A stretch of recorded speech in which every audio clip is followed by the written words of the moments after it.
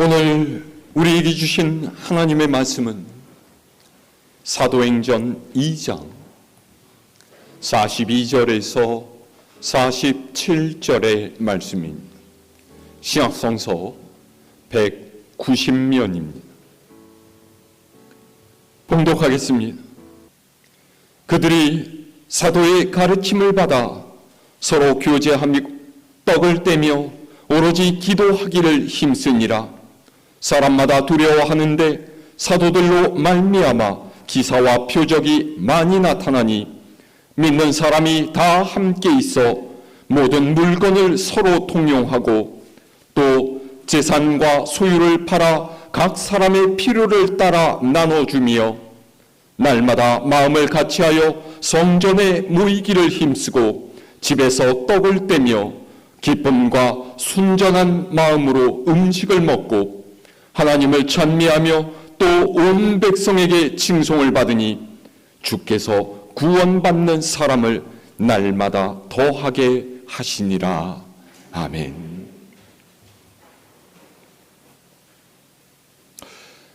그리스도인의 삶은 열매 맺는 삶이라고 할 수 있습니다. 항상 말씀드리지만 우리의 믿음은 예배가 아니라 일상에서 드러나는 거예요. 교회에 와서 예배를 드리는 것도 중요하지만 우리의 일상이 어떤 모습으로 이루어지고 있는지, 평소의 생활이 세상의 사람들에게 어떤 영향을 끼치는지가 중요하다라는 것이죠. 여러분, 믿음을 어떻게 실천하고 계십니까? 여러분의 삶에서 어떤 열매를 맺고 있습니까? 오늘 우리가 읽은 성경 말씀은 예수님을 믿고서 믿음의 공동체를 이루게 된 초대 교회의 모습에 관한 기록이. 자, 오늘 42절의 말씀 우리 함께 읽어볼까요? 시작. 그들이 사도의 가르침을 받아 서로 교제하고 떡을 떼며 오로지 기도하기를 힘쓰니라. 아멘. 이 구절은 우리에게 초대교회 교인들의 특징 3가지를 말해주고 있습니다. 그게 무엇이죠? 첫 번째는 말씀을 듣고 배웠다라는 거예요. 여러분, 사도들의 가르침이 무슨 뜻입니까? 사도들이 교인들에게 무엇을 말해 주었겠어요? 어떻게 하면 부자가 되는지, 혹은 어떻게 하면 건강하고 오래 살 수 있는지, 어떻게 하면 남보다 높은 자리에 올라서 권세와 명예를 누릴 수 있는지, 이런 것들에 대해서 조언했겠습니까? 아니겠죠. 누구보다 예수님을 가까이 모시면서 그분의 말씀을 들었던 사도들은요, 교인들에게 예수님에 대해서 증거했어요. 그분이 어떤 말씀을 하셨는지, 그분이 어떤 삶을 사셨는지, 어떻게 죽으시고 어떻게 부활하셨는지를 이야기했죠. 그러면서 주님을 따라서 우리도 믿음으로 살아야 한다. 주님의 명령대로 복음을 전해야 한다. 말과 행동으로 선한 영향력을 끼쳐야 한다. 이런 것들을 가르쳤을 거예요. 좀 설교 주제하고는 맞지 않는 이야기일지 모르겠는데, 저는 오늘날의 목사들이 목회와 상관없는 일을 너무 많이 하고 있다라는 생각을 합니다. 목사가 해야 할 일은 말씀을 전하는 것이고 교인들을 돌보는 거예요. 아니, 왜 목사가 TV에 출연해 갖고서 사람들 앞에서 우스갯소리 하면서 부부관계 상담하고 있습니까? 왜 목사가 정치판으로 뛰쳐나와서 선거운동을 하고 세상에 이름을 내려고 그래요? 이런 행동은요, 세상의 가치, 세상의 정신을 교회로 끌고 들어오는 거예요. 주님의 이름을 팔아서 자신을 드러내려고 하는 짓입니다. 예수님께서는 자신을 왕으로 추대하려는 사람들을 피해 다니시면서 세상에서 죄인이라 불리는 사람들의 친구가 되셨는데, 오늘날의 목사들은 권세를 잡은 자들과 어울리면서 그것을 자랑 삼고, 그러면서도 부끄러워할 줄을 모릅니다. 참 통탄할 노릇이죠. 어쨌든 초대 교인들의 삶에서 중심을 이루었던 것 중 첫 번째는 바로 말씀을 듣고 배우는 것이었어요. 그리스도인이 힘써야 할 가장 중요한 것은요, 말씀에 근거한 삶을 사는 거예요. 그러기 위해서는 말씀을 듣고 배워야 하죠. 한 번으로 그치고 마는 것이 아니라 말씀이 내 삶에 배어들도록 늘 읽고 듣고 배우기를 힘써야 돼요. 그래야만 말씀이 내 삶을 움직여 가게 되고요, 내 삶의 기준을 말씀에 두고 살 수 있게 되는 것이. 제가 예전에 우리 교회 유튜브 채널을 둘러보다가 한 가지 재미있는 사실을 발견을 했습니다. 우리 교회 유튜브 채널이 있는 거 아시죠? 모르십니까? 우리 교회 유튜브 채널에 3가지가 올라갑니다. 첫 번째는 주일 설교고요, 2번째는 수요 설교고요, 3번째는 주일 성가대 찬양이죠. 그런데 주일이건 수요일이건 설교 영상을 본 횟수는 평균이 10회도 되지 않습니다. 한 번 방송실에서 올리면 대략 한 10분 정도나 보실까 말까 한다는 것이죠. 그런데 성가대가 찬양하는 영상을 본 횟수는요, 평균 30회가 넘습니다. 여러분 오해하지 마세요. 설교 영상을 보는 분이 성가대 찬양 영상을 보는 분의 반도 되지 않는다고 제가 자존심이 상하거나 혹은 삐쳐서 이런 말씀을 드리는 게 아니에요. 딱딱하고 지루한 설교보다는요, 은혜로운 찬양을 듣고 싶은 사람 훨씬 더 많다라는 것도 이해할 수 있습니다. 그런데 여러분, 이게 우리 신앙의 현주소예요. 말씀에 대한 갈급함이 없고 말씀을 듣고 배우는 것에 관심을 두지 않는 것이 바로 우리의 모습이에요. 이제는 관성적인 신앙이 되어버렸다라는 거죠. 심드렁해졌다라는 거예요. 말씀을 들어도 내 마음에 무언가 반응이 없고요, 우리의 말씀을 듣는 것보다 찬양을 듣는 게 훨씬 더 좋은. 여러분, 이러면 세상의 사람들과 다른 것이 무엇이겠어요? 말씀을 들으려고 하지 않는데 어떻게 말씀대로 살 수가 있겠습니까? 말씀에 대한 갈급함이 없는데요. 어떻게 열심히 있는 신앙생활을 할 수 있겠어요? 오늘 우리도 성경의 가르침에 집중해야 합니다. 말씀을 듣는 것에 힘을 기울이고 배워야 해요. 여러분, 주일 설교 들으면 며칠이나 기억하실 수 있으세요? 사흘이요? 에이. 이틀이요? 에이. 하루만 지나도 생각이 안 날걸요? 보세요. 뭔가 기술을 배운 다음에 그 기술이 숙련되기 위해서는 부단한 연습과 훈련이 필요한 법이에요.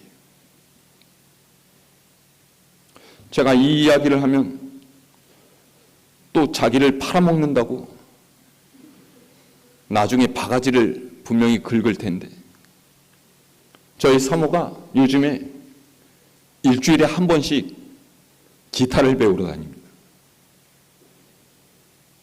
한 번 가면 한 1시간 반 정도쯤 교습을 받는 것 같더라고요.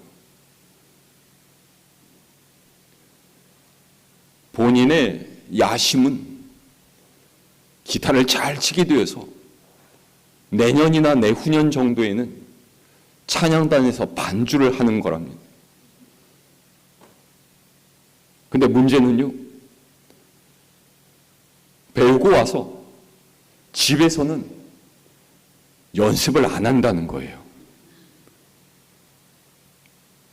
일주일 내동 기타는 방에 장식품으로 세워놓고요, 겨우 교습하기 전날 밤에야 1시간이나 할까 말까 합니다. 언제 잘 칠 수 있을까요? 제가 볼 때는 그렇게 해서는 이번 인생이 끝나기 전에는 절대로 잘 칠 수가 없습니다. 여러분 웃기세요? 우리 신앙도 마찬가지입니다. 일주일 내내 세상에 푹 빠져서 살다가 겨우 주일 예배 한 번 참석하는 것만으로 내가 신실한 그리스도인이라고 말할 수가 있겠습니까? 주님을 따라서 말씀대로 살아가려고 하는 사람이라고 할 수 있겠어요? 그러니 여러분, 말씀 듣기를 간절히 사모하시기를 바랍니다. 예배의 자리로 나오기를 힘쓰세요. 저같이 설교를 잘하지 못하는 사람일지라도 성령께서는 말씀을 사모하는 이에게 임재하셔서 그 마음에 은혜를 더하시고 감동시키십니다. 그렇게 우리가 말씀을 중심으로 살아가려고 노력할 때 우리의 삶을 바꾸시고 교회를 부흥하게 하시는 하나님의 역사가 일어나게 될 줄로 믿습니다. 자, 두 번째는 무엇입니까? 서로 교제하는 거예요. 여러분, 교제가 무엇입니까? 우리가 함께 삶을 나누고 신앙을 나누고 서로의 어려움을 위로하고 돕는 것이 믿는 이의 교제입니다. 중요한 것은요, 이 교제가 말씀을 중심으로 이루어져야 한다라는 거예요. 제가 예전에도 말씀드리지 않았습니까? 그리스도인의 교제는요, 세상 친목 단체 모임이 아닙니다. 어디 신장 개업한 맛집을 방문하고요, 분위기 좋은 카페에서 차를 마시면서 남편은 어떠냐? 자녀들은 어떻게 지냐? 어제 내가 어디 놀러 갔다 왔는데 야, 풍경이 기가 막히더라. 우리 여름도 다가오는데 몸보신 하루, 맛있는 것 먹으러 가자. 이런 이야기를 하는 것을 말하는 게 아니에요. 그리스도인의 교제에는요, 생명의 나눔이 있어야 합니다. 우리 주님께서 우리를 위해서 그분의 생명을 내어주셨듯이 서로를 위해서 나누고 베풀고 섬기는 일이 있어야 한다라는 거죠. 자, 우리 오늘 말씀 44절에서 46절의 말씀 함께 읽어볼까요? 시작! 믿는 사람이 다 함께 있어 모든 물건을 서로 통용하고 또 재산과 소유를 팔아 각 사람의 필요를 따라 나눠주며 날마다 마음을 같이하여 성전에 모이기를 힘쓰고 집에서 떡을 떼며 기쁨과 순전한 마음으로 음식을 먹고. 아멘. 여기서 우리는 당시 초대교회가 처한 특별한 상황을 살펴볼 수 있어야 되는데요, 오늘 말씀 바로 위를 보면은요 이렇게 되어 있어요. 자, 우리 41절 말씀 함께 읽어볼까요? 시작! 그 말을 받은 사람들은 세례를 받음에 이날에 신대의 수가 3,000이나 더하더라. 아멘. 그 말이란 오순절 성령을 받은 베드로가 사람들 앞에서 했던 설교입니다. 예수님께서 그리스도이심과 그분의 죽으심과 부활을 증거하는 베드로의 뜨거운 설교를 듣고서 유대인들은 마음의 찔림을 받아서 우리가 어찌할꼬 애통해하며 회개했어. 그리고 그 자리에서 예수님을 믿기로 결단하고서 세례를 받았죠. 그 숫자가 무려 3,000명이나 되었다라는 거예요. 여러분, 3,000명이 많은 숫자입니까? 적은 숫자입니까? 300명도 많은 숫자인데요, 3,000명이 한꺼번에 회심하고 주님께 돌아섰다면 이건 대사건이죠. 그런데 문제는요, 이 3,000명의 사람들이 모두 예루살렘에 살던 사람들이 아니었다라는 거예요. 오히려 이들 중에는 유대 각 지역과 다른 나라에서 절기를 지키려고 예루살렘 성전을 찾아온 이들이 훨씬 더 많았죠. 그런데 이들이 초대교회의 교인이 되어서 본래 예정했던 시간 이상으로 예루살렘에 머무르려고 하니까 여러 가지 문제가 생긴 거예요. 당장 가지고 온 여비도 모자랐고요, 머물 것도 마땅치 않았고요, 먹고 입는 것도 해결해야 되는 문제가 있었죠. 그래서 어떻게 한 거예요? 믿는 사람들이 자기의 물건을 쓰도록 내어주고서 자기가 가진 것을 팔아서 이 사람들의 필요를 해결해주고 함께 음식을 먹고 나누는 생활을 했다라는 거예요. 초대교회의 공동생활은 바로 이런 상황 속에서 나타나게 된 거죠. 그런데 오늘날 교회의 문제는요, 교인들이 모이지 않는다라는 거예요. 무엇을 하려고 좀 모이자라고 하면은요, 전부 다 시간이 없다 그래요. 가족들과 함께 보낼 시간이 없고, 자기 취미를 위해서 사용할 시간이 없고요, 돈 버느라고 시간 없는데 왜 교회까지 내 시간을 빼앗으려 하느냐라는 것이죠. 그러니까요, 성경을 배우는 시간이 줄어들어요.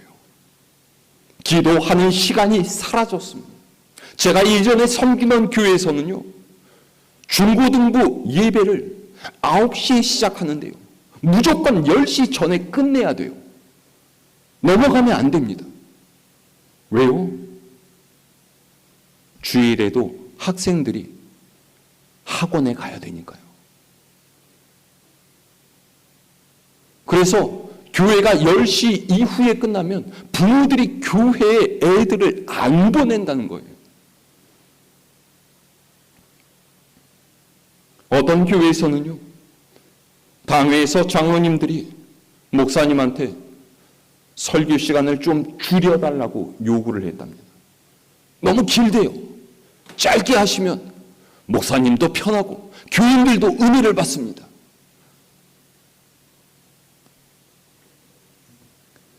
여러분, 왜 이런 일이 생기겠어요?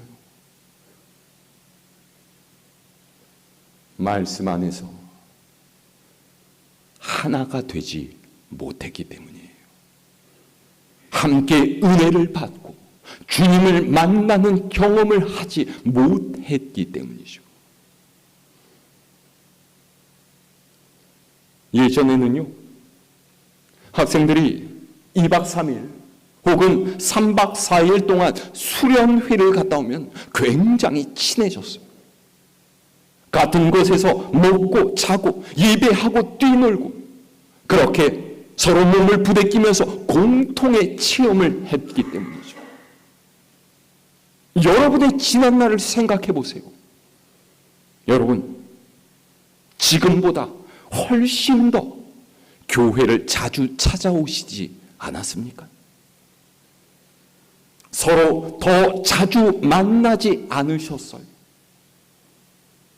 함께 예배하고 기도하고 같은 경험을 하면서 훨씬 더 큰 은혜 가운데 신앙생활 하지 않았습니까?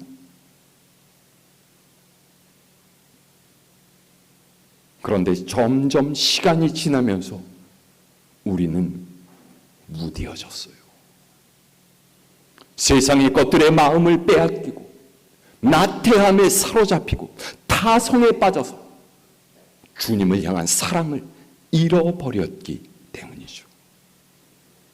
그러면 신앙생활은 의무가 되고 부담이 됩니다. 어쩔 수 없이 해야 되는 일이 되는 거죠. 그런 신앙생활 행복하겠습니까? 여러분, 주님을 향한 사랑을 회복하시기를 바랍니다. 사랑하면요, 핑계대지 않아요. 사랑하면 힘이 생기고 열정이 솟아납니다. 주님에 대한 사랑이 우리를 또 이웃에 대한 사랑으로 이끌어요. 서로를 이해하고 받아주고 용서하도록 만들어주죠. 내가 손해보더라도 상대를 배려하고 내 것을 아까워하지 않고 나누어 주면서 그것으로 기뻐하는 삶을 살아가게 돼요. 그것이 바로 그리스도인의 교제입니다. 초대교회와 같은 아름다운 교제로 주님 안에서 함께 성장해가는 여러분 모두가 될 수 있기를 소망합니다. 자, 마지막은 무엇이에요? 초대교회 교인들은요, 오직 기도하기를 힘썼다 그랬어요. 여러분, 기도하십니까? 얼마나 기도하세요? 식사하기 전에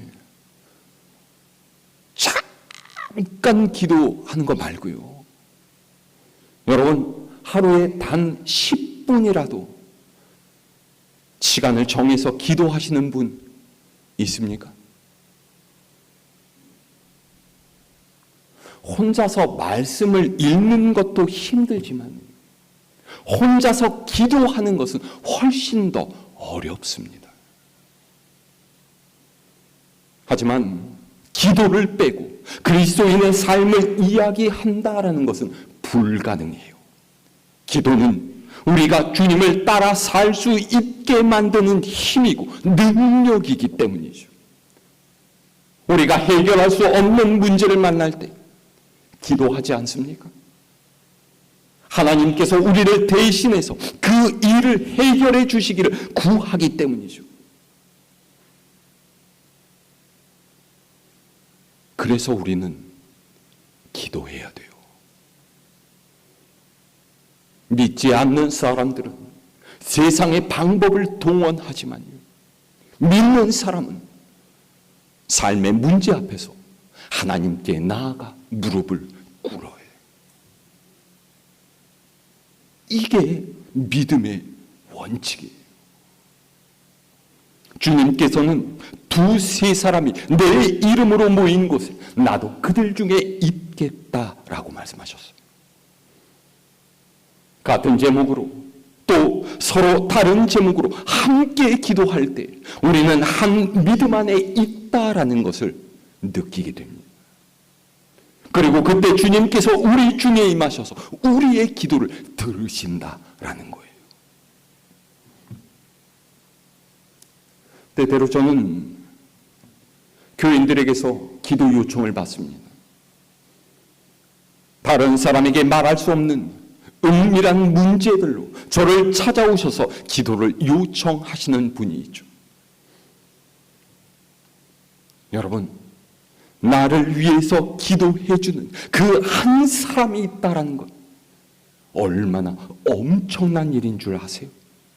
꼭 목사가 아니더라도요, 함께 기도한다라는 것은 우리의 소망을 같은 곳에 둔다라는 뜻이에요. 우리가 주님 안에서 한 지체라는 것을 일깨워주고 그가 나의 형제 자매라는 것을 되새기게 하죠. 그러니 여러분, 함께 기도했으면 좋겠습니다. 우리가 매주 수요일 예배 때 기도하는 것은요, 하나님께서 우리 인생을 돌보시는 분이시라는 것을 고백하는 일이고요, 혼자서는 설 수 없는 우리 모두를 위한 거예요. 기도 가운데 하나님의 위로를 경험하고 기도로 하나님의 뜻대로 살겠노라 결단할 수 있는 여러분 되시기를 바랍니다. 이렇게 우리가 말씀과 교제 그리고 기도로 살아갈 때 하나님께서 우리를 향해 역사를 펼치시기 시작하세요. 자, 오늘 47절의 말씀 함께 읽어볼까요? 시작! 하나님을 찬미하며 또 온 백성에게 칭송을 받으니 주께서 구원받는 사람을 날마다 더하게 하시니라. 아멘. 말씀과 교제 그리고 기도로 하나 된 성도들이 뭘 한다고요? 하나님을 찬양해서, 그리고 이러한 그들의 삶을 보면서 세상의 사람들이 그들을 칭송하기 시작했죠. 저 사람들은 참 진국이야. 저 사람들은 정말로 신앙인이야. 저런 사람들이야말로 믿을 만한 사람들이지. 나도 저들처럼 되고 싶다. 여러분, 이게 바로 삶으로 이루어내는 전도가 아니겠습니까?